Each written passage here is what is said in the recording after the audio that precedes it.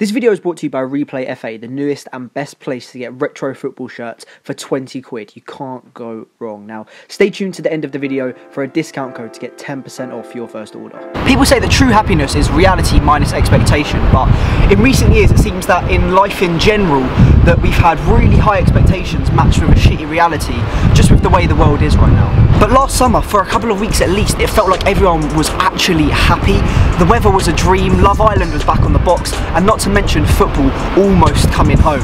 I want to find out why summer 2018 was the best we've ever had. This came around and it just lifted everyone, it gave them a summer to remember. The atmosphere in the country that summer, I haven't ever seen anything like it before. It was all very new, but all really positive, and it was insane, man. I loved it.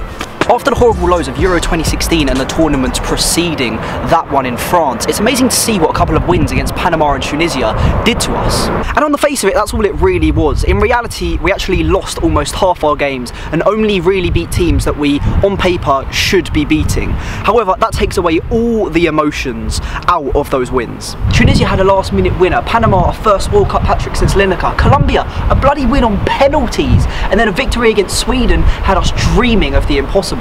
All over the country in such divided times, everyone came together behind the youngest and most diverse Three Lions squad we've ever had, meaning that our generation finally had something that we could be proud of. I felt like when Gareth Southgate kind of came out with that initial squad and you saw like loads of young players in there, it was quite refreshing to see, because in the past we've seen English managers kind of be afraid to drop certain players who haven't always been up to scratch. Everyone was sort of going into the tournament with no expectations, and it was like, oh, let's just see what happens. He's trying this new thing, and then we played a few like warm-up games. I remember we had like Kyle Walker in as the third centre back, and things that like you'd only ever do on FIFA, and it's like it's working. Like it's actually working. I think a lot of people could relate to them. They seem just like genuine lads having a good time at the World Cup and having a good time playing football, and a lot of people related to them. Like that's just like Harry Maguire, Pickford, Stones, Lingard, people like that. People related to and seeing like a bit of themselves, like it's just lads having fun, do you know what I mean? And I think that helped them a lot as well, and that helped us as a nation get behind them. And the tournament immortalised these guys. We'll never forget that Pickford save, that Maguire header, that Trippier free kick, because of all the emotion that's attached to those moments. We'll never forget the sheer ecstasy that was running through our bodies as those moments were unfolding, that was going on everywhere. We're all hyped, we're like, come on, we've got this, we're doing it, this is the first time England are going to win a penalty shootout, we're going, football's coming home, you know, all that hype. And then, fucking hell, Henderson misses the penalty, and it's just silence. You get like 4 giants in a line. Yeah, I think you had Kane, Stones, Maguire, and someone else. Maybe, I don't know who it was.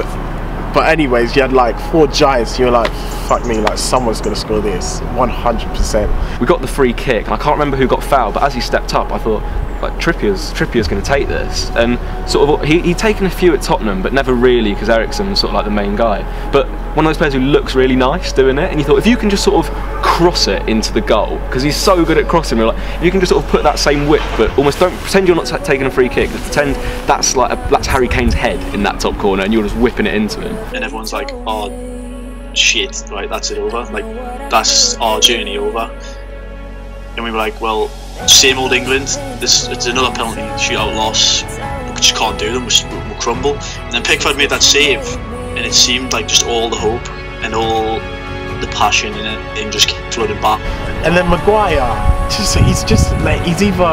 he's a mountain, a skyscraper or whatever, like he just towered above everyone, and just as he like jumped to get ready to head it, just knew it was going in. As the whistle went for the free kick, and he stepped up to it, and everything just looked right, and it even dipped so much that it didn't go right in the top corner, and it hit the net, and then no one really said anything for that. 1 or 2 seconds, and there was this really weird silence, and then it just erupted. And everyone went mental, people on chairs, people on tables, just for a penalty save. And then Dyer stepped up, and personally I felt like, oh dear, right, like Dyer's stepping up, what is possibly going to happen here, you know what I mean? And scored it, and then it was absolute carnage. Then for the first time, it was like, nah, this is Maguire, like, we're much better than you, like, he's our best defender.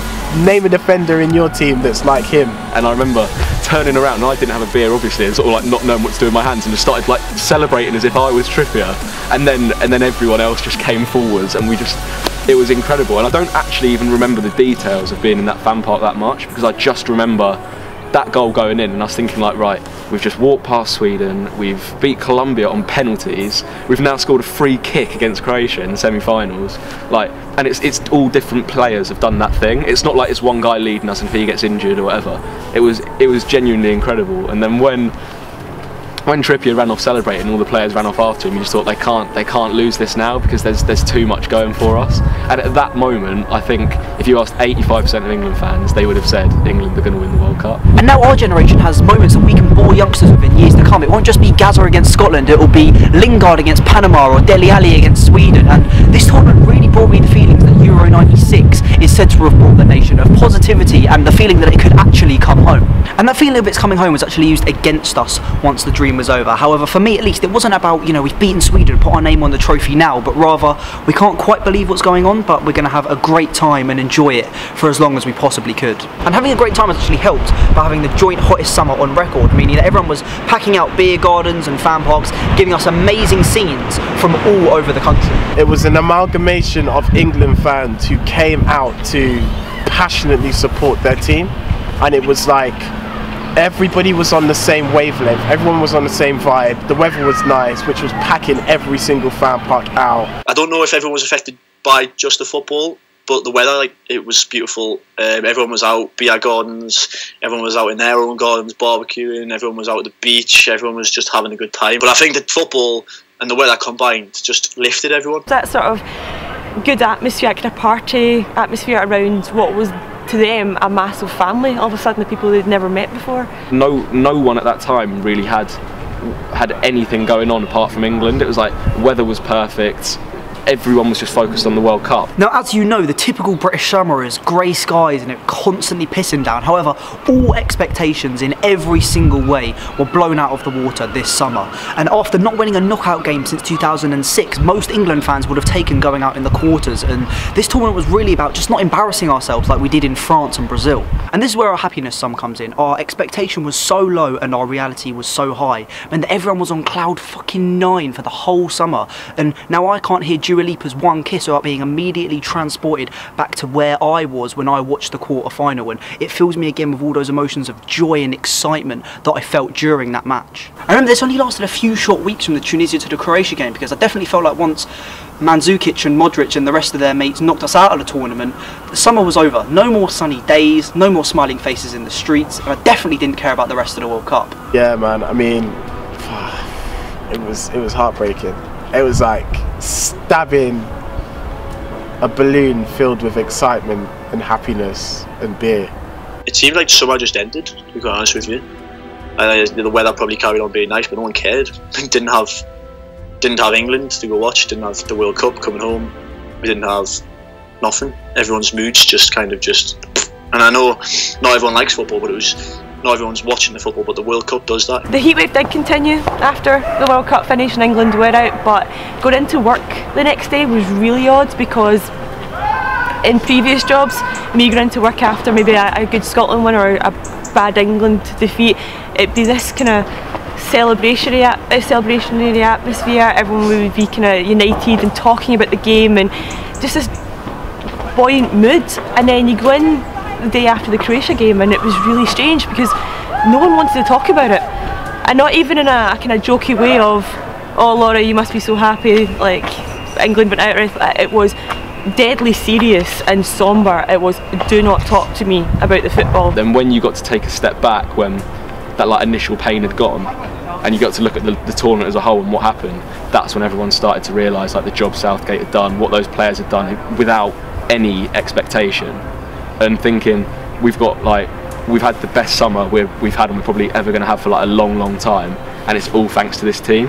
And I think at that point, maybe a week after like the initial like scars of that game, we started to realise like as those slowly healed, you thought it like summer had come to an end, but like the memories of it hadn't. And I think that was everyone will remember that in like as much detail as when it happened, because it was just unforgettable. And looking back, France probably had a great summer too, with J'adore Island and Jacques and Danny entertaining the nation once the football was done for the night, and the sun probably shone as brightly on Marseille as it did Manchester, and not to mention winning the World Cup.